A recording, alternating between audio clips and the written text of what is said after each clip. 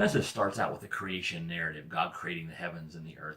And the second verse in Genesis 1 has something that some people find odd. It says, now the earth was formless and empty, and darkness was over the surface of the deep. And they wonder, would God do that, make something that's formless and empty and dark? That's a long way from there to very good, which is what he calls everything eventually. But if you think about it, creation, any kind of creativity, often starts with something that's empty or formless or even dark. A painter starts with an empty canvas. A sculptor starts with a lump of clay or a formless rock. A writer starts with a blank screen. Here's something cool that mirrors that. See, God's at work in our lives too, but sometimes they feel, formless, empty,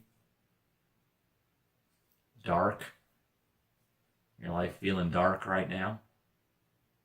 We got to remember that whole verse. I didn't read the whole thing in Genesis 1, because Genesis 1:2 says, now the earth was formless and empty, darkness was over the surface of the deep. But then it said, and the Spirit of God was hovering over the waters. See, in the formless, in the dark, in the empty, God was there. And God was creating.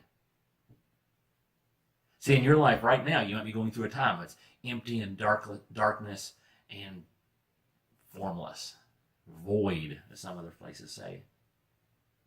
But remember, when your life is empty and dark and void, two things. God is there, and he's busy creating something that eventually he'll be able to call very good.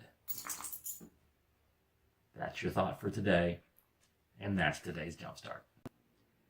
Hey, simplest thing to do if you like the Jumpstart is to like it. Just push the little like button, let everybody know that you like what's going on here. And don't forget, you can always share it, you can always subscribe, and you can always make a comment in the section under the video.